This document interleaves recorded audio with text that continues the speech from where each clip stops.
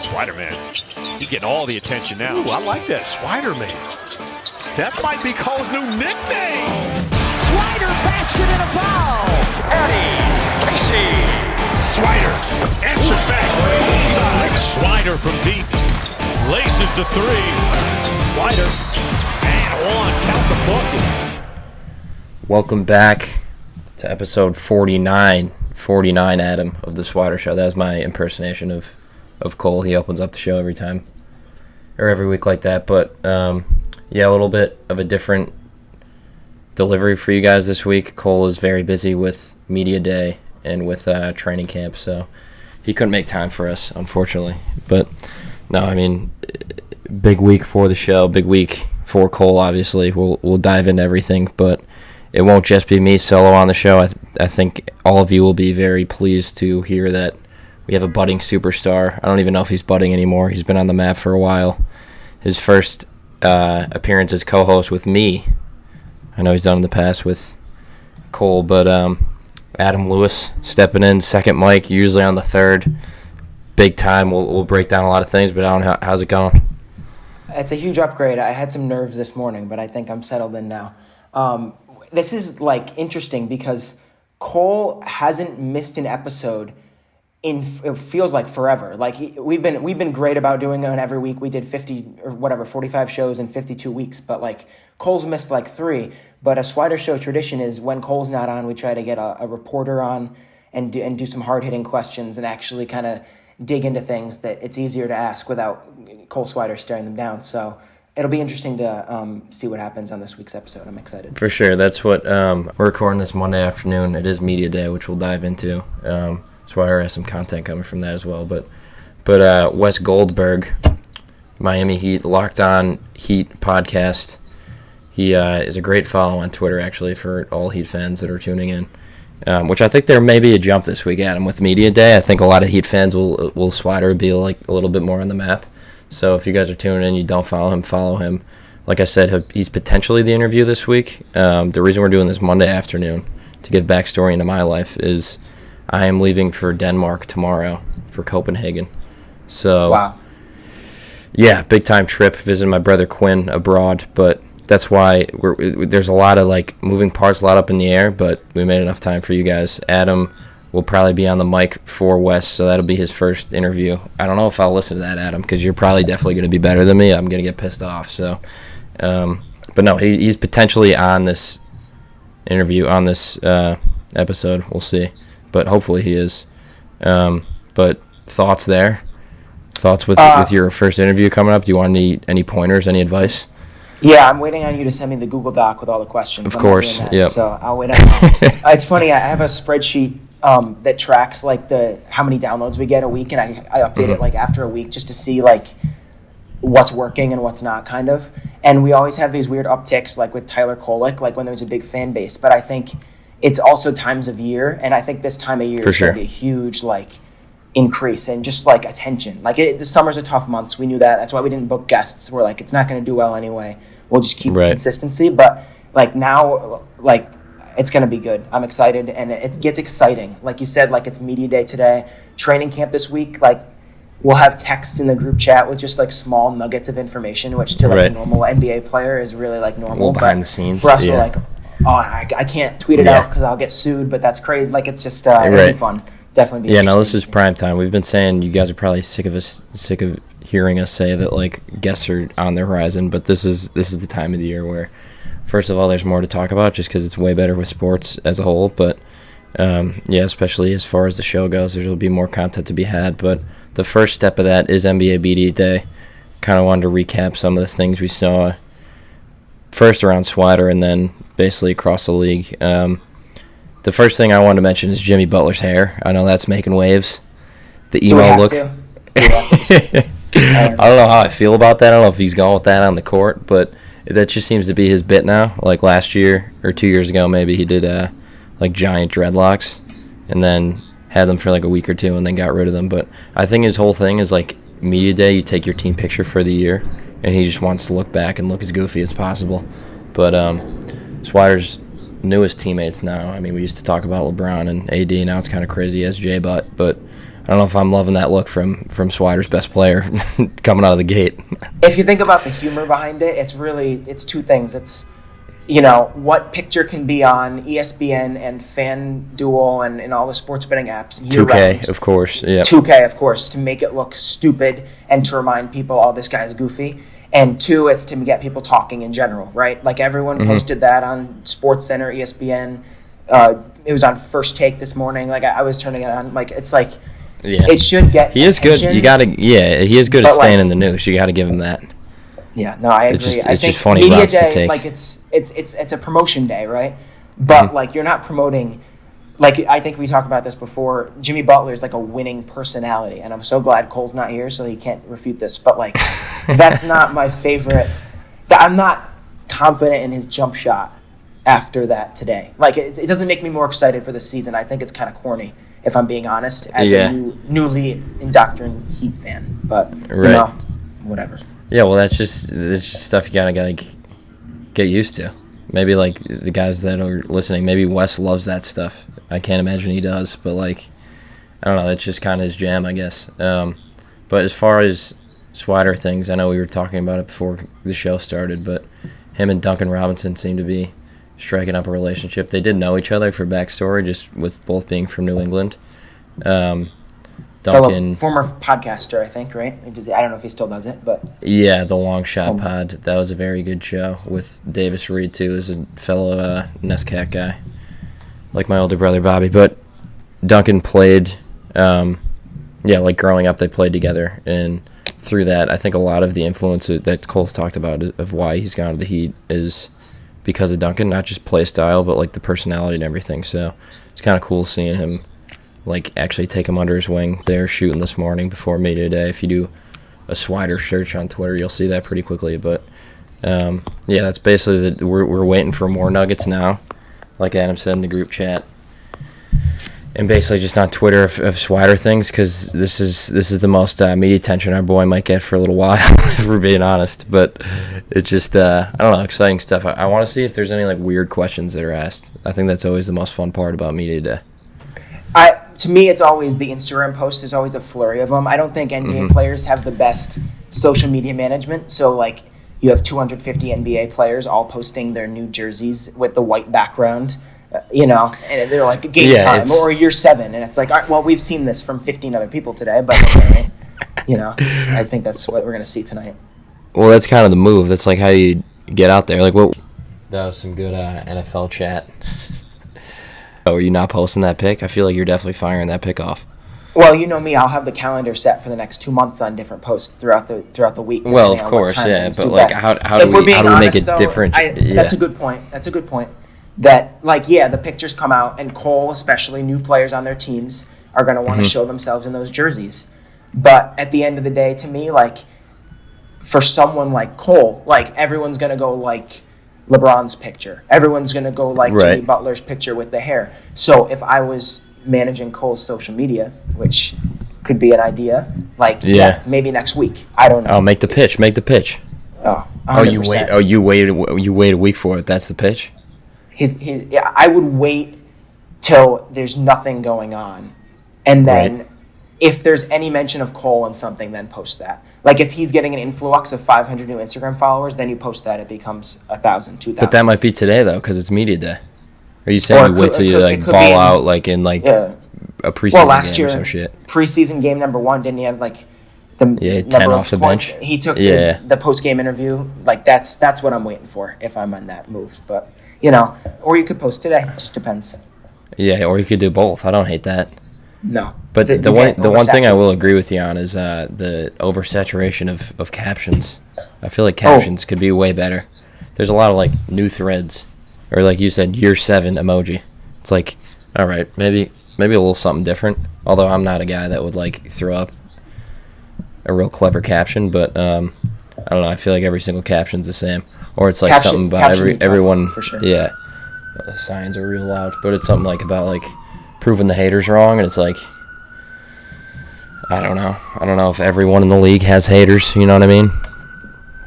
I mean, especially, if you're talking Instagram, like the picture is what people are looking at, and then they'll go to the caption second, and then the comments, right?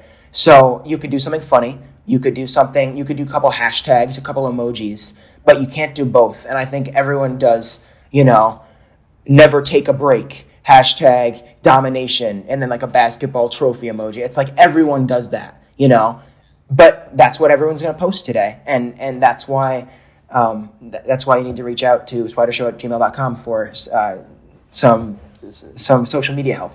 No, I'm just kidding. Of But in all course, seriousness, there is oversaturation. It's just like, I don't know if no one's Şengün on like the Rockets, like, not to throw a ricochet at him, great player, but I don't know if he has haters, and like he might be posting about like haters on Instagram. But I think we're burying the lead, Adam. Media Day, that kind of is like unfolding as we speak, so we'll have more content to talk about that next week. The big story in the NBA, in the sports world, I would even argue, besides Taylor Swift, is Damian Lillard to the Milwaukee Bucks. I know, speaking of the Heat themes, like, kind of bummed out the Heat missed out on him, but as a diehard Damian Lillard fan, I almost passed out at my desk at work when I read this information. And credit to you, actually, for breaking it, because you sent me the Woj tweet, I think, when it was like 8 seconds fresh. I think I said we were talking about something else completely. I don't even remember what it was. Like, I was like breaking down like the replay of the show or something. Yeah. And then I think I said, "Holy fuck!" And you're like, "What? What are you talking about?" And then I was like, "Come on, Paddy, like get like catch up." But like the thing about that is when you have Shams and you have Woj going back against each other, like who's gonna get it out first? And then there's the second tweet that has the actual information in it. You kind of have to wait for the second. Yeah, the follow-up exchange. Yep. Well, the move that I love is Chris Haynes, who's Dame's boy, who's been like leaking all this information for years about Dame. They actually seem to be legitimate friends. But like 35 minutes later, he was like, Damian Lillard has been traded to the Bucks. Like, thanks, man. I appreciate that. Yep. Like that's no point. that's good reporting out of you. But I don't know. You're a big Celtics fan, as we've covered on this podcast. It's kind of, I don't know. Like we're gonna have with Swider. If, hopefully it all works out, he ends up with Miami. So like we might just have representation of the three titans of the Eastern Conference now. But what was your initial reaction to the Dame trade? Because I have a lot that I want to spew about, and we're aiming for like 25, 30 minutes here at the end or the beginning of the show. But Cole's not here, so we could talk for like an hour and a half. This is our time to shine. So my initial thought, right, is as a Celtics fan, but in terms of the East in general. You have the Celtics, who are going to be great with Porzingis, right? They're going to be up there. You have the Bucks with Giannis, always going to be good. This is before the trade. And then you have the Heat. The 76ers, really, they're a name, but they haven't really pushed too much. So I don't want Dame to go to the Heat or the Bucks. But I'm not thinking about the Bucks. I'm thinking about the Heat. So then when he goes to the Bucks, I was like, oh my God, that's great. Nope, that's bad. Never mind. He's going to the Bucks. So like there was a twinge of happiness, and I was like, oh wait, that's probably worse as a Celtics fan. And now we can get into Drew in a second, but there's basically two teams in the East, and then the Heat will make their 6 seed, 7 seed run like they always do, and I think that's about it. Yeah, the Heat, as far as like the regular season goes, I think the Bucks and the Celtics kind of are head and shoulders above everyone as far as just like a win total. The Heat, you got it. It's just like you can't really count them out, no matter if I think there might be another move coming for them. I didn't really understand. I thought initially, I was like, oh, maybe Drew will go there, but it seemed like Portland not wanting the deal for Dame, and then if it would basically be the same thing for Drew, but with less picks. So like once you kind of broke that down, I was like, I don't know if that's necessarily. I mean, you could see the Drew thing coming for forever, but I do want to touch on my boy Dame. I think people are underrating how good he is. I know that sounds like it's cliche, and like I think he has maybe the highest approval rating in the league. So it's not like he has haters, like I was just saying, like manufacturing haters. But he did get some way more heat in the last couple weeks, no pun intended, than or the last couple months for the trade request. I think they immediately, Dame and Giannis, you could probably disagree with this and dispute it. I think they're immediately the best duo in the league. I know I would put Murray and Jokic up there. They're obviously more proven, but I just don't think the Dame Giannis, like how they'll complement each other, is not something that like anyone is going to be able to stop. I don't care who's plays shooting guard for them. It'll probably be Connaughton that starts. And like the most obvious thing is like, oh, they lose defense with Drew, but when they have two top 5 like depoy guys in Giannis and Lopez last year, I think they'll just be able to figure it out. So as far as like predictions, I think it'll come down to them and the Celtics, and then I don't know, through there it's like a matchup that neither team, like there's a lot of weaknesses on both sides of the ball, but I guess that leads us to the Celtics Drew trade, which a lot of people saw coming. I felt like that was a tad predictable, but I thought the reaction to that was a little bit more like in the Celtics' favor than I initially read it as. I don't know if you'd feel that way as a Celtics fan. Sure. So really quick about Dame on the Bucks.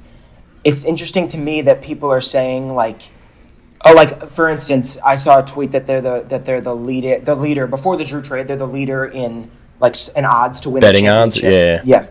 And to me, there's already going to be so much attention on Damian Lillard's new home that to have that on their plate as well. Plus, if we're being honest, a couple years of the Bucks not performing up to standards, no matter what they do, unless they go to the finals / win the championship, it's going to not be seen too positively, I don't think, for the Bucks. Yeah. Obviously, if they go and win something, it is. But then Right. again, you also have Giannis moving into a possible free agency or extension next summer. My hope as a Celtics fan is that's an insane turn of events that just blows up in like mid-April when they're like a 2 seed, and then they have a year like this year where they get unlucky. Who knows? But Yeah. I'm starting to already see the tumbleweed get rolling and pick up some steam. You're going hater side. You're going this goes south. This just like completely blows up. I'm saying it has the option to go south the same way that I think obviously it's a possibility, but you could say that about the Celtics now too. Like if they don't win it all, then it's a giant failure. I'm already on the rolling ball. I haven't been happy since the finals versus the Warriors. My brother and I, like, it's funny, we text a lot about the Celtics, but the phrase that comes up the most is this has to be the year, and I have said that since 2022, 2023, this will be the third year I'm saying it, and they still haven't really sniffed it. Like they're in the finals, they won 2 games. They're not. Yeah. And that's such a first world problem to have. I mean, but. Yeah. I don't care. I was a Patriots fan for 10 years. Like, I know the world of winning and then immediately not losing when you should be. Just real spoiled as a sports fan. That's all. For sure. That's all it is. But and then, sorry, really quick, Drew Holiday. Being in LA, I'm on Pacific time, so I woke up yesterday to that news, even though it probably got dropped. Oh, was it that early? For the rest of you, it was. Well, I woke up at like 9, so I guess that's not really. It was a Sunday though. I can't be expected to be up too early. But yeah, no, I was getting up like around the same hour as you were on East Coast time. It was like 11:30 maybe. It was a thing of,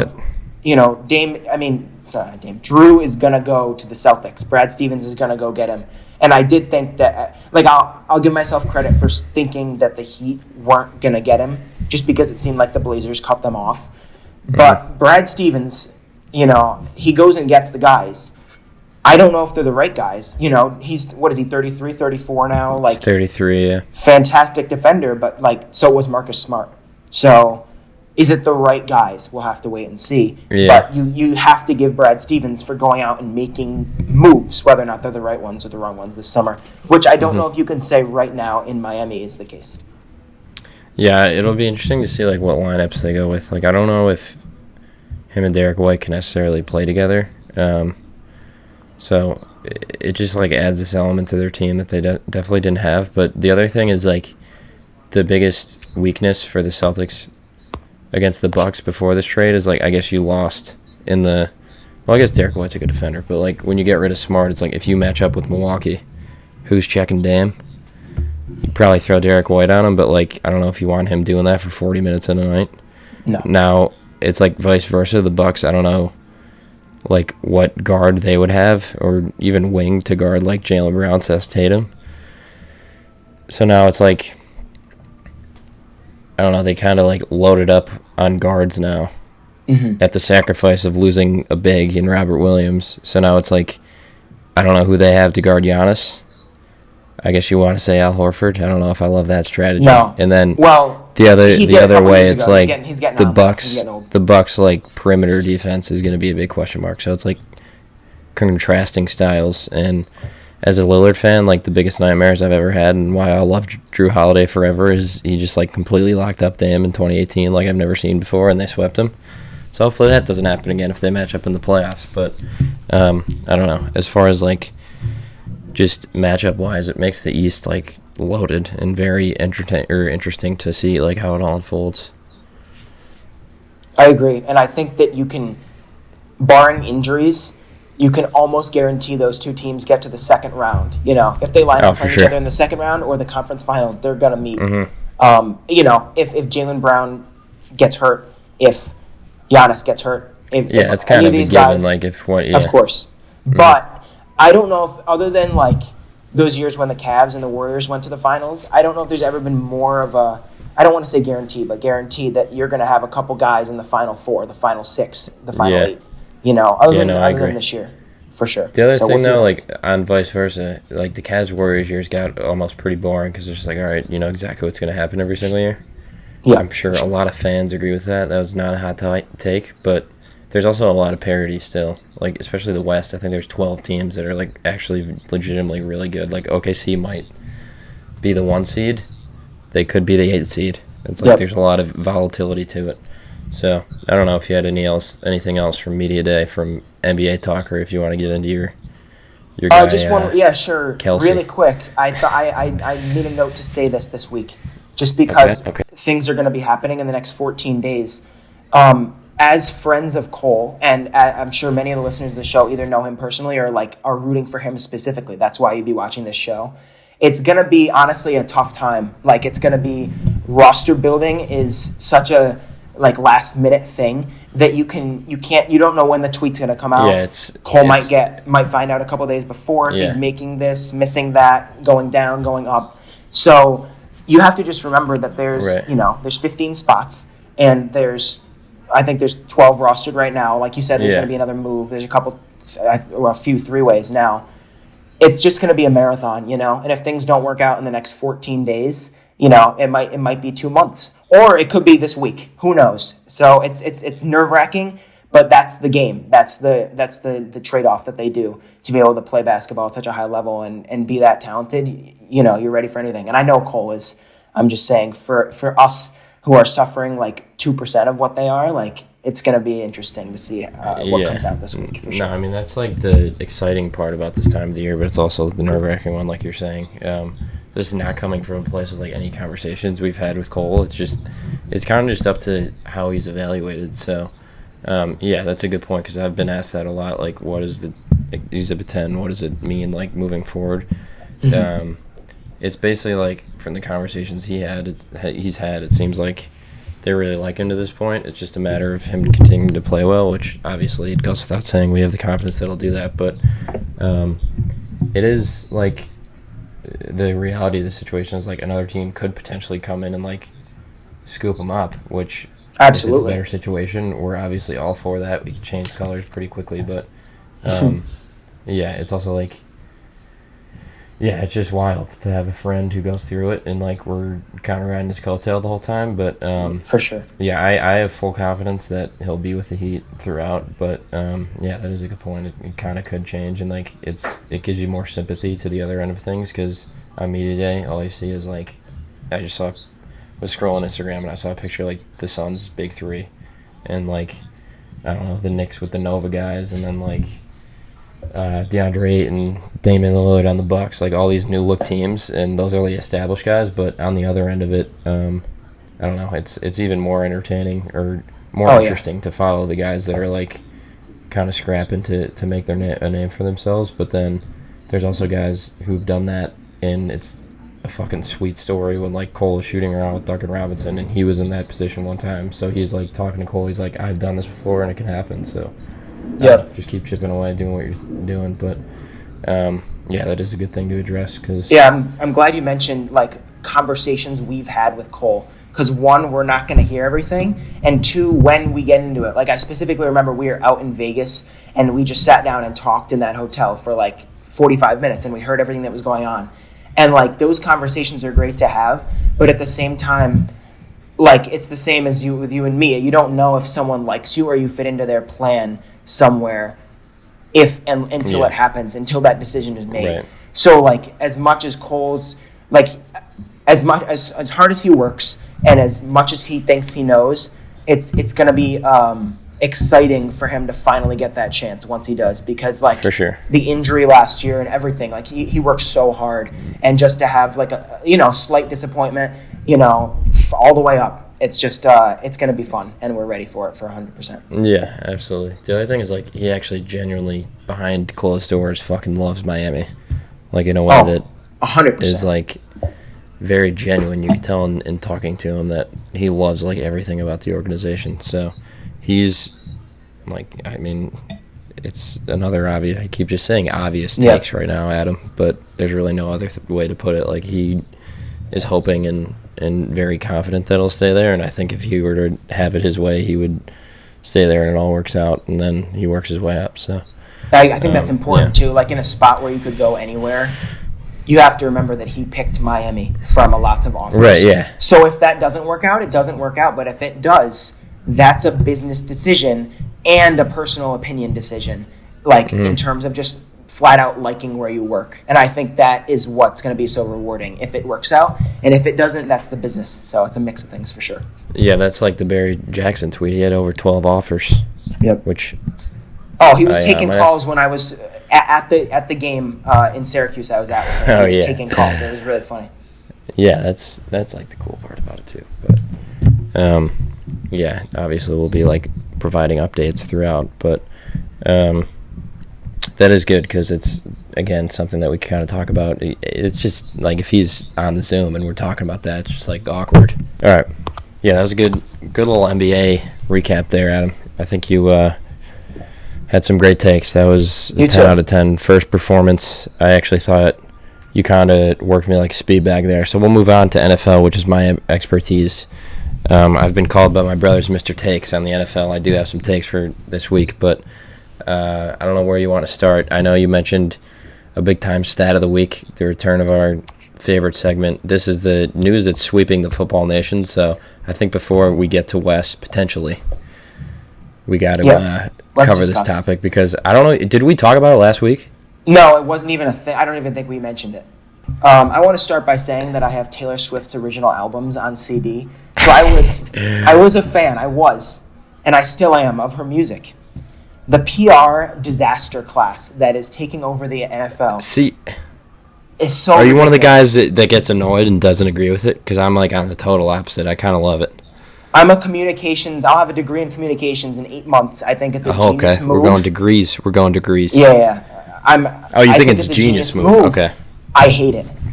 I can't stand as a football fan the narratives are around this. It's very frustrating. And but like, what is the narrative that you don't like? Like when Isaiah Pacheco scores a touchdown and then they cut it. Or show him. When you're creating a studio show, which is what they do before the episode, this is some inside information. Hell yeah. Are you going to go like entertainment behind the scenes before us? This is how it works in show business. Okay. When you're creating a studio show, you have a rundown with exact times that you're going to spend on something. And I was paying attention to see if they do it. So they do the intro, and then they cut in the Collinsworth slide, all that stuff. They go down to the sideline reporter. They show the pre-tapes, they play some music, and then they cut to commercial before the kickoff, right? There's that 8-minute segment. All of it was about Taylor Swift yesterday. All 8 minutes. It's supposed to be a preview for the game, and what it's doing, it's called paying the bills. So you're selling the game, and you're selling the advertisements. You're saying this is presented by, and then here's what's coming up tonight. Here are the storylines to follow. Not a single thing was about football last night. Wait, like, was Collinsworth talking about Swift? Or is that not what you're saying? I'm saying that comes as part of it, but like let's go down to the sideline reporter and talk about this, and then they showed the box and the entrance of all those celebrities and stuff. My thing though is like, she is the most famous person in the entire world. No? Yeah, sure. So like, I think it makes sense that she showed as much as she is. She's probably in a handful of people here. Actually, this is what I was pondering by myself. Which this might sound real dumb, but I'm curious to hear your take. And listeners, you could also like kind of think on this. Do you think the difference before they started dating, the difference between like how famous I am or you are to Travis Kelce, that gap is as big as the gap between Travis Kelce and Taylor Swift? Or is that like totally insane? I think that's. Do you see what I'm saying? I think that's a great question, and I wish you like texted me earlier so I could like do some math. So you could think about it. Yeah, I didn't tough. think we were doing Swift talk. Listen, Travis Kelce really is broken in, if we're being honest. Like, millions and millions and millions of people know who he is. Yes, Taylor Swift has a huge fan base, and everyone knows she is, but she's also been in the game since, like, 2012, and I don't think Travis Kelce is ever going to get to that level. But, like, I'd argue that Tom Brady is at the Taylor Swift level. You know what I mean? Oh, so, I totally disagree. I think that's ridiculous. We can. But like, as far as like the woman audience, I don't think like Tom Brady is necessarily, he's a household name, but he's not like Taylor Swift's household name. Global. I think you're getting into a cultural thing. If you talk about an audience, like who knows football players and who knows, I think everyone knows who Tom Brady is. I think everyone knows who Tom Brady is, and I think everyone knows who Taylor Swift is. Yeah, but I think general everyone know who Taylor Swift is. No, I don't know who you mean by I don't know who doesn't know who Tom Brady is. The best part about this, well, like, I don't know. I always think, I guess that's a bad example. I'm just thinking, like, if you were to poll 100 people, I think way more people know who Taylor Swift is than Tom Brady. I don't even think that's a question. The best part about an argument like this is, like, every male around the world is having this argument on their couch, and you can't really, like, totally prove it. I mean, it's about if people if Taylor Swift has a higher positivity rating than Tom Brady, that I can believe. But I think all 100 people or 95 are going to know who that person is. I do. But are you saying in the U.S. or globally? Oh, I mean, I thought we were talking about like how it swept like the NFL discourse here. So, like, yeah, I'm just talking in terms of pure fame. All right, U.S. Yeah, you probably have an argument there with Brady, but I don't think Kelsey's on like the Brady level. Okay, but what about like Cristiano Ronaldo? Worldwide. Yeah, well, he'd be the most famous athlete in the world, probably. Athlete, or is he more famous than Taylor Swift? I don't know. That's actually a good question. I mean. Okay, so I actually think Taylor Swift is probably like either on his level or more famous. Yeah, and I disagree with that, but I don't. I think you probably can look it up. Do you have a computer right there? Look it up. I mean, look at the Instagram following of Ronaldo. Oh, should I look at that? I mean, I already know the answer, but like I can give you exact. He's like number one, isn't he? Yes, but that's my point. Like Taylor Swift, no matter what he does, is never going to beat that. Taylor Swift is 273 million. Yeah, that's insane. Follows 0 people. That's kind of hilarious. Oh, this is tough for my argument. Ronaldo has 607 million Instagram followers. Yep, I follow him too. I didn't even know that. Like, think about. Listen, you have to factor this in. This is live on the show. This is bad podcasting, but I just unfollowed him, so that loses a follower for me. Jeez, so now it's closer. I don't know. Yeah. I don't have an answer anymore. But if we're being honest, though, like, fame is if we're talking knows their name, then yeah, Taylor Swift is big, right? I just think that fame is as far as recognizability. Yeah, but I think that Taylor Swift. We're very off topic here. I think we've gone off what we're talking about, but that's fine. That's the point of having your own podcast. Yeah, discussion. Yeah, I think many people have tuned out now. But let's get into a little stat of the week. Actually, yeah, go ahead. So, while on the topic of the broadcast, all right, how many times do you think Taylor Swift, the camera cut to her in the box last night? I watched the entire game, so I feel like I should have a good guess, but I don't. I'm gonna go. What's 15 times 4? 60? I'm going to go a little under that. I'm going to say 56. That could be way off. You are way off, but that's all right. So, yes, if we just preface this with saying she's in a suite with other celebrities, they cut to her 17 times on the evening. See, I don't think that's too many. I think that's way too many. How many times do you think they cut to Aaron Rodgers? Does that... before you said that, giving the 17, I'll say 14. 8. Really? I thought they were showing him more than Swift. I guess So- there's a lot of times where Yeah. like Pacheco scored, they show Taylor Swift, and they show Pacheco, and they show Swift, and they show the guy, and then they go back. You know what I Yeah. mean? Like they go back and forth. I think they should be showing Aaron Rodgers, though. I don't think they should be showing Taylor Swift. I don't understand why. Yeah. Like, In yeah, you can retrospect, sell 58 that. was a horrible guess. That'd be hilarious if they were showing Well, it you're once not- every single minute. Yeah, but you're not watching for that either. You know what I mean? I Yeah. was definitely hate watching from my house, being like, there she is again. Awesome. What's the It's an point? awesome way to watch the game. That's like the new TikTok trend that people are like, girlfriends, have you seen that? They're like, Yeah. how do you feel that Taylor Swift put Travis Kelce on the mat? Like a bunch of hardos start getting real mad. You know what's Actually funny about enjoying that? those videos. I think it's funny, and I think it's actually kind of true. Like Kelsey's getting a lot of No, fame. I totally agree. But the reason that men react that way in this case is because Taylor Swift fans are that crazy about some other things. Like they will die for her. Oh yeah, there's like So for them to say Swifties that and- is not too crazy. Yeah, you know, it's Yeah. not clear they're joking because they're Taylor Swift fans. Yeah. I think that's kind of the situation.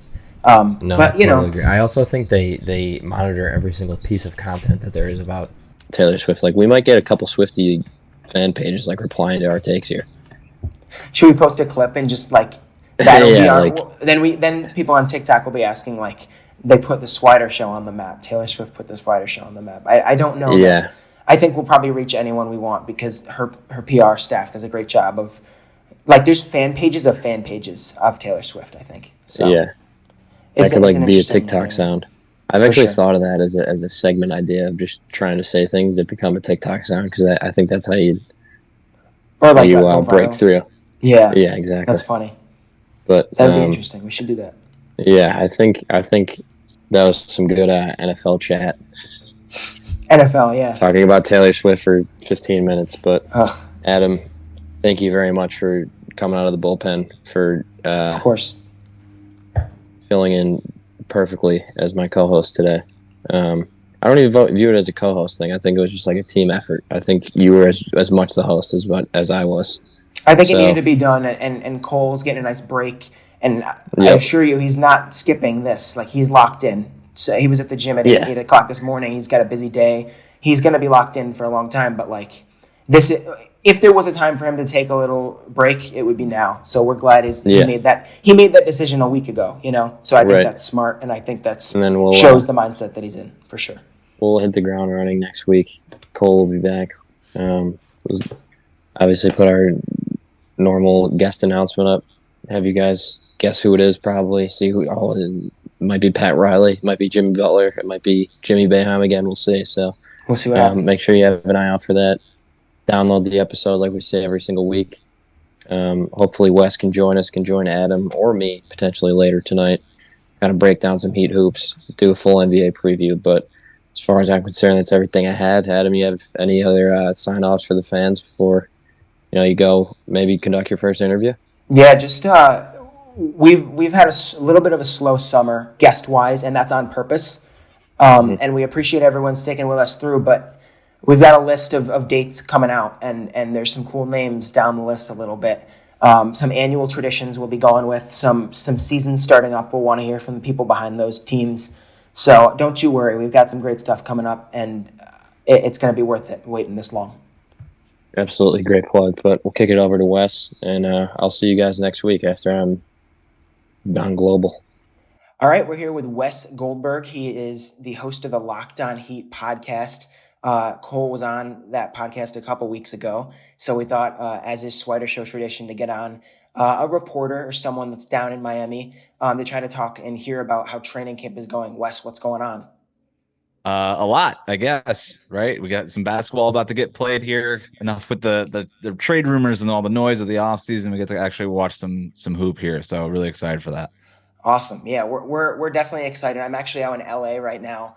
Our other co-host Paddy's in New York, but he's actually in the air flying to Copenhagen right now. So a wild week of travel and just like rumors and everything going on, which happens every year, but that's how it goes. So we're excited. You actually got to be at training camp. So why don't you tell us about like what your days have been like the last couple of days and the next couple of days going forward and hours and what you get to see? Sure, yeah. I mean, the Heat are doing their training camp in Boca Raton, Florida. And so for people who don't know that, it's about an hour or so north of where their arena is here in Miami. And so it's kind of a cool little atmosphere because instead of just doing it at their practice facility where everybody's got the players have their own rooms and their own corners and their routine and these things, they're doing this in a new environment for them, right? At the arena in FAU. So they don't really know what's going on there. We as reporters and media don't have any idea what's going on there. And so it kind of creates a little bit more of a casual atmosphere where instead of like the media almost being sequestered in the corner after heat practice, we're all just sort of walking around and talking with each other. It's very similar to like it being in Las Vegas for Summer League or something like that. So after day one of training camp, that's sort of the experience. And I found that really interesting and a great way as, again, a reporter to gather some information and really talk to people. But that much has been really interesting. And I thought Media Day was really interesting too. This is a team that, they come back maybe expecting something a little bit different in terms of maybe their involvement in the Damian Lillard trade and all that kind of stuff. But it's a very similar group to the group that got to the finals last year with some key differences that we'll probably get to here in a little bit. But I also think that this is a team that's like kind of just ready to go. And for the guys that were there last year, they want to build on that playoff run. And that finals appearance. And for some of the new guys, I think they want to try to be a part of something like that. Yeah, that's awesome. We're definitely getting there where it's like you have all the moves being made, and now the rosters are starting to actually get set. And you're starting to see, oh, well, this is what the Heat are going to look like, at least for the first couple months before the trade deadline hits. So my question to you is, there's 12 guys, 13 guys that are going to be on the team. And then there's a couple of those roster spots. Maybe they fill 15, maybe they fill 14, and then the 3 two-ways. When do you see those decisions being made? Do you think they'll wait a couple of days, see some preseason, or do you think they'll immediately start to kind of cut down? It's a great question. The 3 two-way contracts, I'm glad you brought that up because that's new, right? It used to be 2 two-way contracts, and now teams are given 3, and that's a really big deal for the Heat. My guess is that we'll see them add somebody. They have to add a 14th player. They'll probably stay at 14 unless unless somebody surprising becomes available that's waived maybe by another team or something like that. But they usually wait as long as they need to. I think it'll be towards like the end of the preseason before they make their final decisions on who the 3 two-way guys are going to be. Again, they probably will. I think they would want to fill that 14th roster spot sooner rather than later. It could be an outside free agent. It could be one of these two-way guys that they just elevate to the regular roster. Jamal Cain is somebody that's been sort of open about wanting to maybe go get promoted from the two-way that he was on last year because he's the only guy that is still on the two-way. For sure. Orlando Robinson was on a two-way. He got promoted to the regular roster. His goal in training camp is to show them, hey, I should be part of the 15-man roster. But if not him, maybe they could go for some outside help. But yeah, I think we'll see them make those decisions maybe towards the final roster decisions towards the end of preseason. That's yeah. I mean, it's to say the least, it's a stressful 2 weeks for those guys. Us talking to Cole, like, it's a respectable thing to do, but he took this week off to focus solely on basketball, and he's done that I think 3 times in like 50 episodes. So it's going to be it's time to lock in. And for the record, I saw Cole. Who was it? It was Cole, Nikola Jovic. I want to say it was RJ Hampton, shooting threes at the end of. So they do their regular practice, and that portion is closed to the media. And then there's sort of like this open, hey, we're just kind of shooting around and getting our finishing touches on individual work portion at the end that we're allowed to. We come in, we kind of watch it a little bit, and then we conduct our interviews and do our conversations. But I saw those 3. I think I posted a video on Twitter of those guys shooting, and Cole was doing like the spot up shots from the corner, and then some of the movement shots over above the break and things like that. And I literally did not see him miss one. And then actually the same for Nikola Jovic too. I was like, wow, this guy's 3-point shot looks a lot different than it did his rookie year.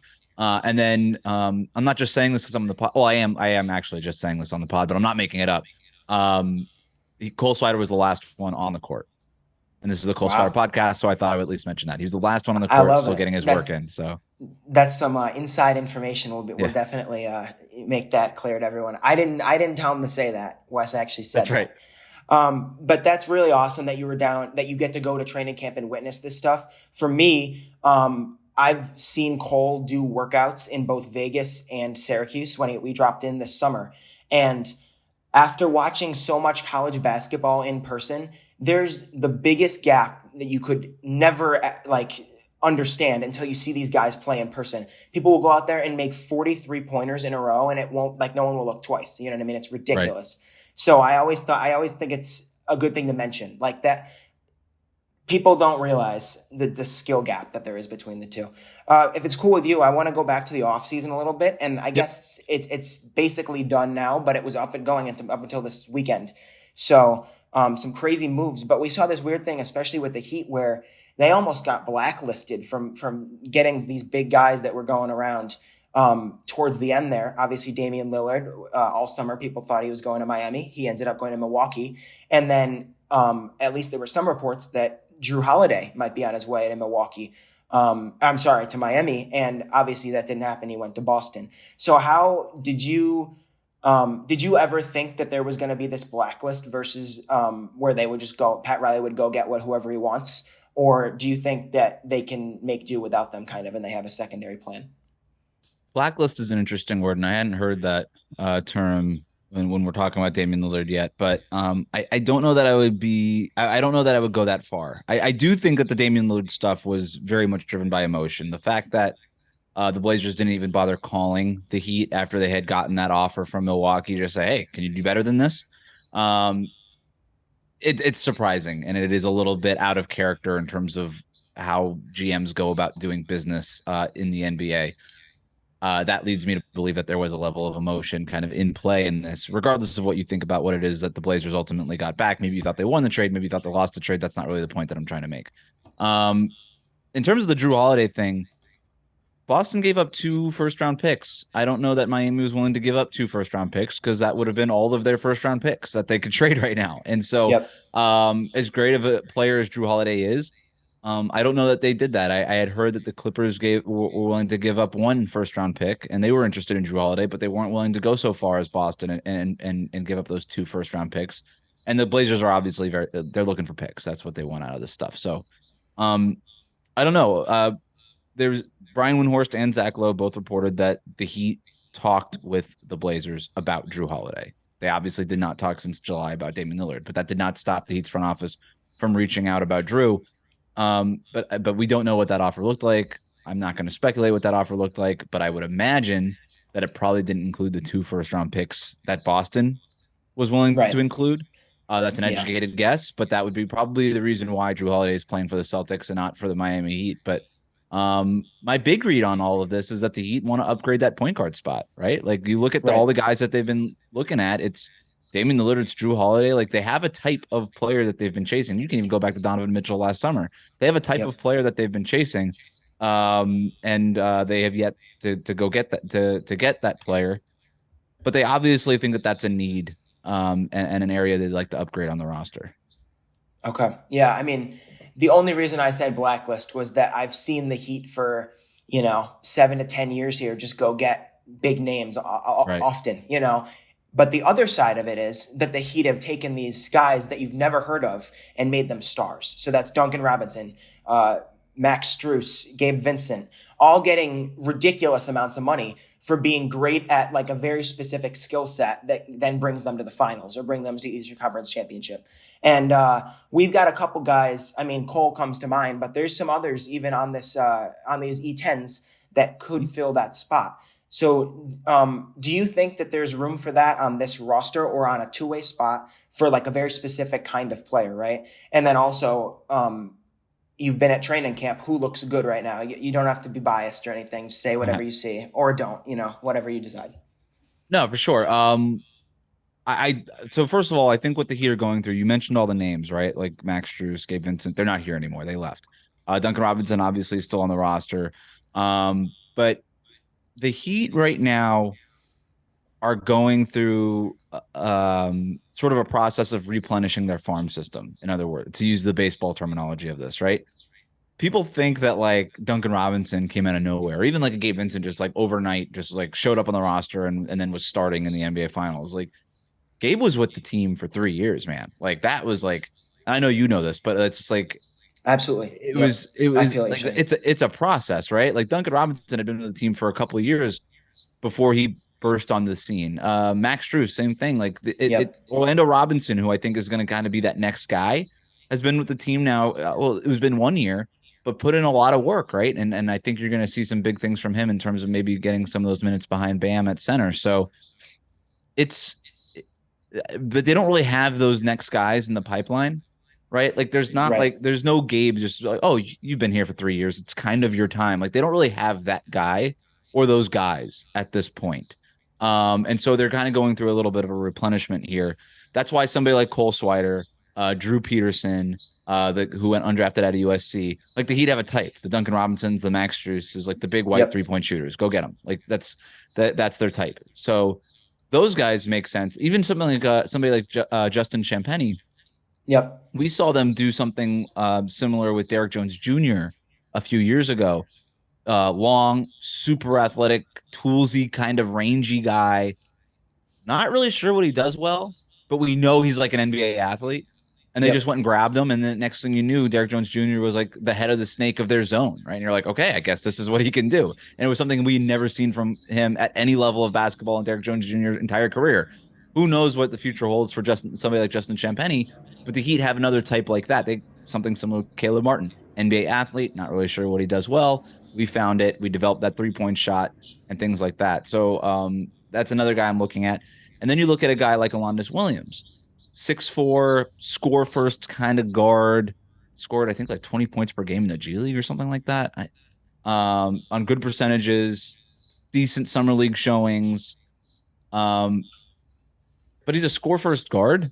And then you're like, the Heat are really going to get like a guy on a 2-way or an exhibit 10 on like, what are you going to do with a score first guard? Like that's not their role, right? The 2-way guys come in, they play. They're off over here on the side doing other things, right? These have the hustle players. But Gabe Vincent came in as a score first guard. And the Heat transformed him into essentially a 3-and-D-1, where he had come in as a scoring 2. And so I wonder if they see something physically with Alondes Williams or mindset-wise with Alondes Williams that are like, okay, maybe we can kind of do this Gabe Vincent thing with him. But that would also be maybe unfortunate. Alondes Williams is to compare him to Gabe Vincent. But I don't know. It's just so interesting what it is that Miami sees out of these guys at this stage and what they project them to be. And I was talking with all of them, and I was like, what do you think they project you to be? And they're like, I don't really know. The one thing that all of them do is like everybody's got to work on their 3-point shot, no matter what level, whether you're Cole Swider or whether you're Justin Champagnie, right? Like everybody's working on their threes. And then it's, hey, we're going to teach you how to play NBA defense. We are going to mix in some zone because we're the Miami Heat, and that's sort of our deal. And we're gonna run you. Like you're gonna run a lot here. There's gonna be a lot of conditioning stuff. So we're gonna get you in tip top shape here. And so whatever, and that's sort of the foundation, and then they build on that. So that's a very long answer to your question, but I guess the answer really is I have no idea who's going to emerge, and that's sort of the point. You know what I mean? I mean, I think that's a great testament to how like involved you are with the Heat, knowing all those names, knowing their skill sets, right? As someone who I'm a Boston Celtics fan, but I've been following Cole since last year. That's a Lakers fan. I learned that whole ecosystem, and then it moves to Miami. So it's kind of tough to know, you know, the 21 guys that are playing down in Boca Raton right now. Right. But at the same time, that's why we have you on. So on that topic of different like cities and how these teams, there's like 3 or 4 teams in the East that are above everyone else. You've got the Bucks and you've got the Celtics. And then I guess the Heat would be third, maybe with the Sixers. How do you see the Heat? Like, it's a weird question because they did it last year. They literally beat everyone last year in the East. How could they do that this year now that those teams are both right back up and have a new core? It's a great question. I don't know if I have a great answer. Milwaukee and Boston are really good, and they're much better than they were last year. I love the moves that Boston made. I love when a team just says, hey, we got our guys. You know, we know what our core is. It's Jason Tatum and Jaylen Brown in this case. Let's just go for it. And they did that with Kristaps Porzingis, and then they doubled down on that with Drew Holiday. Milwaukee obviously made the big Damian Lillard move. I think I would probably lean Milwaukee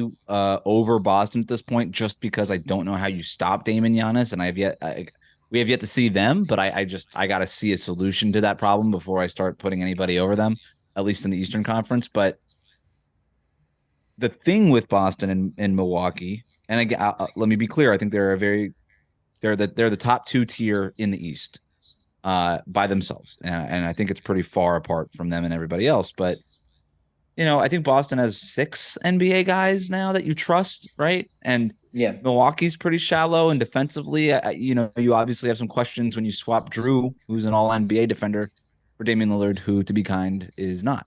And so if Miami has an advantage over any of them, and again, we're stretching here, but if the Heat have an advantage over any of them, it would be depth. I think the Heat are deeper than they were last year, and I think they're deeper than Boston, and I think they're deeper than Milwaukee. Obviously, they're not as top heavy as those teams because they don't have a top 2 like Dame and Giannis, and they don't have a top 6 like Boston does, right? Especially not a top 3 like Boston does, but let alone a top 6. But I do think that they probably go. I feel good about probably 8 or 9 of their guys, and then with the Heat, you never know. There could be 2 guys that just pop up out of nowhere, and you're like, okay, like these guys are now playoff players too.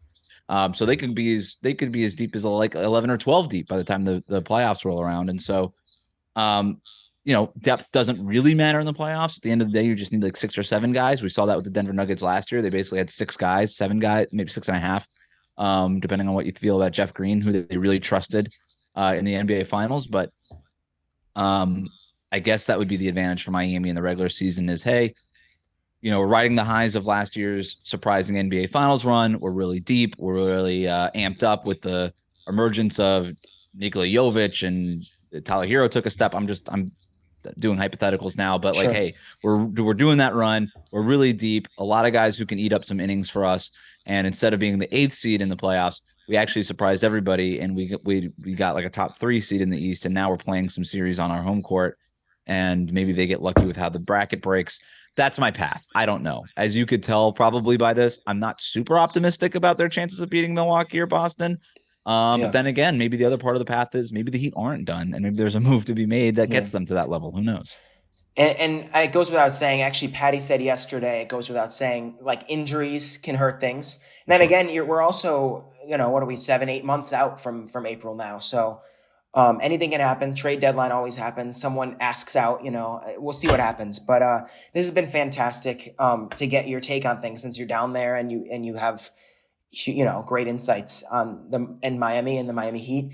So my final question here is, how'd you get into doing the Locked On Heat podcast? Kind of pitch the show. How often do you guys release episodes?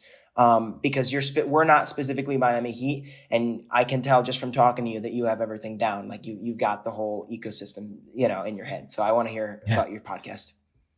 So Locked On Heat is a daily Miami Heat podcast. I think we're the only daily podcast that's creating content on the Heat. And so that's the whole deal. Like David Locke is the radio play-by-play guy for the Utah Jazz.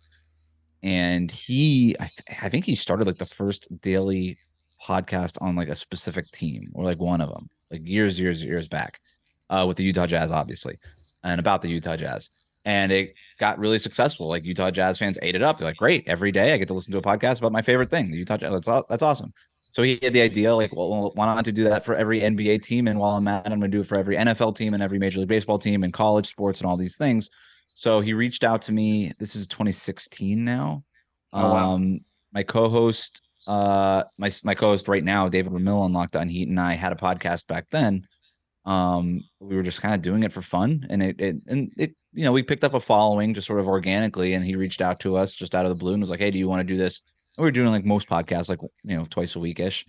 And he was like, hey, would you want to do this every day and be part of this network? And so we talked about it and then did it and decided to do it. And my first check from the Locked On Podcast Network, I think, was like $1.32.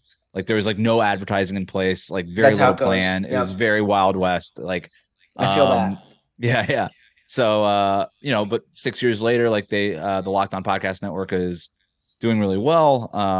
We were acquired by Tegna, which is a regional TV station, and so we have all those affiliations and all these things too. So it's a thriving business. It was ahead of its time in terms of a model, and everybody seems to be really happy with it.